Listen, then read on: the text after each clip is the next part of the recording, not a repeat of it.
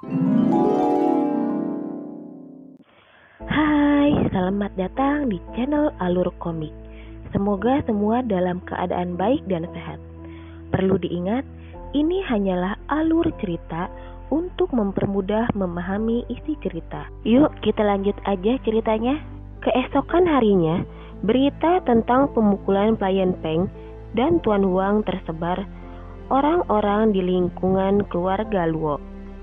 Dan di saat itu orang-orang yang awalnya merendahkan Luo Zeng mulai ketakutan.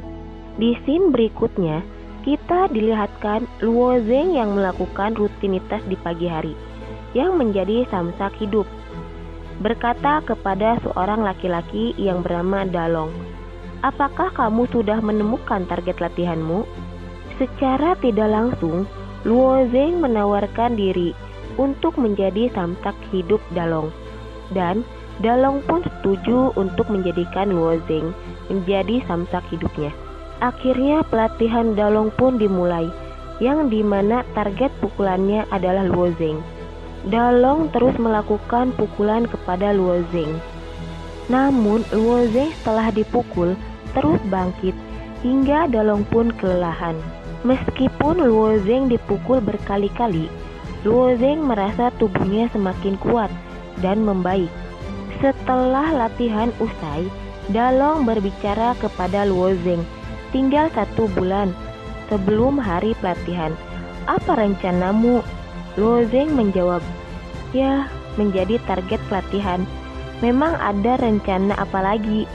tanya Luo Zeng ke Dalong. Dalong menjawab, "Cih, jangan berpura-pura. Di sini aku mau menjelaskan yang diucapkan Dalong tentang hari pelatihan yang diadakan 1 bulan lagi. Di hari pelatihan, seorang target pelatihan bisa bebas ketika bisa menahan serangan salah satu murid di acara hari pelatihan. Jika tidak bisa menahannya, kemungkinan bisa tewas."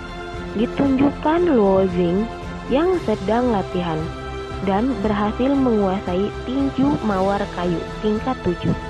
1 bulan kemudian, acara yang ditunggu-tunggu Luo Zeng akhirnya dimulai. Ada seorang laki-laki yang mengumumkan sebuah berita bahwa Luo Junyi telah berada di tingkat penyempurnaan Piskera. Semua orang kaget mendengar kabar itu. "Untuk Luo Junyi, saya belum tahu dengan karakter ini. Nanti akan terjawab. Tonton aja ya." Dan tak lama setelah kabar itu, pelatihan pun dimulai. Yang pertama murid dari keluarga Luo yang akan menunjukkan kekuatannya ke samsak hidup adalah Luo Chengyun. Dengan sombongnya dia menunjuk seorang laki-laki berbadan besar untuk menjadi samsak pertamanya. Dan tak lama Luo Chengyun mulai menghajar laki-laki besar, dan laki-laki besar itu pun kalah. Lalu diumumkanlah pemenang oleh wasit. Akan tetapi dengan sombong Luo Chengyun menunjuk Luo Zeng. Luo Zeng pun mulai melangkah maju sambil bertanya-tanya dalam hatinya dan mengenang masa lalu. Luo Zeng bergumam, "Kenapa kamu jadi seperti ini, Chengyun?" Lalu Luo Zeng naik ke arena untuk berhadapan dengan Luo Chengyun. Luo Chengyun bersiap-siap untuk menyerang Luo Zeng sambil berkata, "Coba tebak, siapa yang mendapatkan pil kedua dari pil surga dan bumi?" Lalu Luo Zeng menjawab dengan marah, "Kamu." Lalu Luo Chengyun menyerang dengan pukulan mawar kayu tingkat ke-6 secara bertubi-tubi. Akan tetapi Luo Zeng bisa menahan serangan Luo Chengyun dikarenakan kekuatan kuno yang ada di buku yang telah dibakar di part sebelumnya. Di sisi lain, penonton menduga Luo Chengyun yang akan menang dikarenakan bisa mengeluarkan pukulan mawar kayu tingkat ke-6. Dan para ketua dari sekte Luo bertanya-tanya, kenapa Luo Zeng bisa menahan pukulan mawar kayu tingkat ke-6? Kembali lagi ke pertarungan Luo Zeng dan Luo Chengyun. Luo Chengyun yang keheranan dikarenakan pukulan dan jurus dia lancarkan bisa ditahan. Dan Luo Chengyun bergumam, "Apakah Luo Zeng adalah iblis ya?" Dikarenakan Luo Zeng bisa menahan kemampuan terkuat Luo Chengyun, Luo Chengyun terus bertanya-tanya sambil kelelahan, dikarenakan serangan demi serangan tetap tidak berpengaruh besar terhadap Luo Zeng. Dan tak lama Luo Zeng berkata sambil menatap tajam Luo Chengyun, "Apakah kamu sudah puas dengan seranganmu?" Lalu Luo Chengyun menjawab, "Ekspresi apa itu? Kamu sedang menghinaku ya? Bajingan, kubunuh kau." Luo Zeng menjawab sambil bersiap untuk menyerang. "Kamu sudah menyerangku begitu lama, dan sekarang giliranku." Sambil bergerak cepat, Luo Zeng mengeluarkan jurus mawar kayu tingkat ke-7. Luo Chengyun yang tidak mempersiapkan pertahanan bisa dikalahkan oleh Luo Zeng dengan sangat cepat. Di sisi lain, para penonton keheranan dengan kekuatan Luo Zeng. Kembali ke pertandingan, ayah Luo Chengyun ke arena, yang tak lain adalah tetua ketiga dari keluarga Luo. Tetua ketiga menggendong anaknya, lalu berteriak, "Dasar bocah bajingan, mengapa kamu melukai anakku?"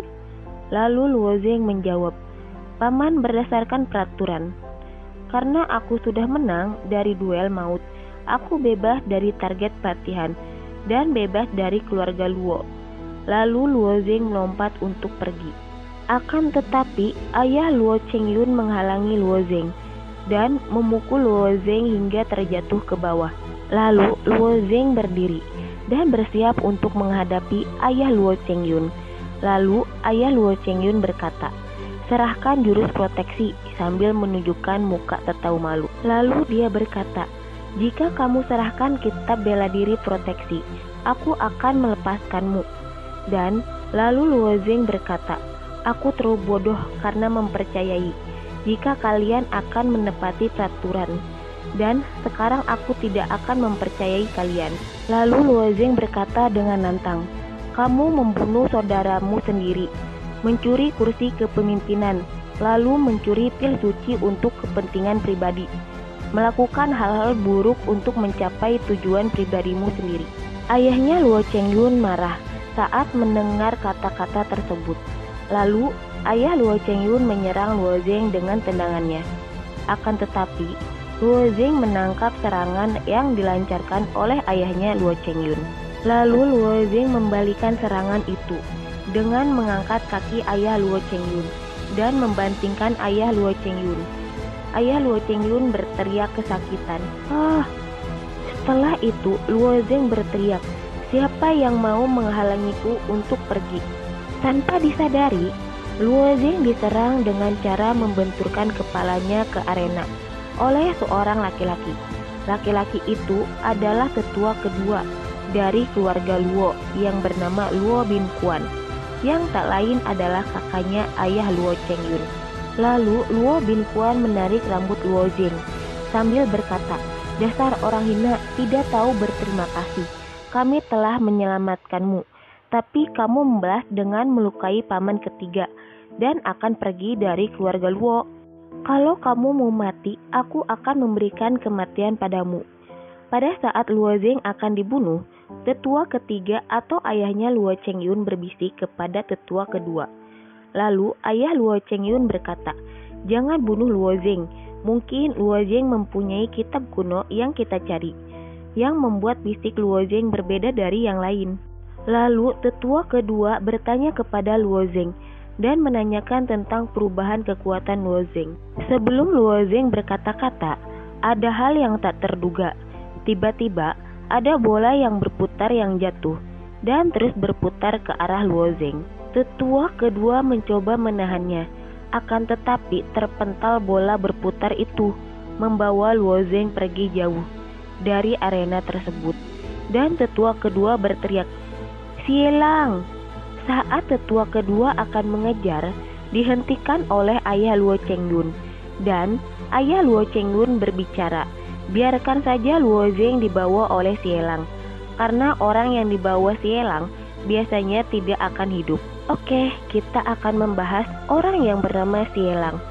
Xielang adalah orang psikopat yang suka melakukan penempaan senjata dengan bahan manusia digabungkan dengan senjata.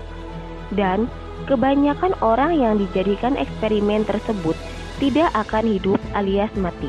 Kita lanjut ceritanya. Saat Luo Zeng dibawa oleh Xie ke markasnya, Luo Zeng dalam keadaan pingsan. Lalu Luo Zeng dimasukkan ke dalam sel. Saat Xie mempersiapkan bahan-bahan untuk melemburkan Luo Zeng di dalam tungku, lalu Luo Zeng tersadar dan melihat sekitarnya. Luo Zeng merasa terkejut karena banyak orang mati dan tertusuk sebuah senjata. Tak lama Xie datang, menarik Luo Zeng dan melemparkan Luo Zeng ke dalam tungku yang panas.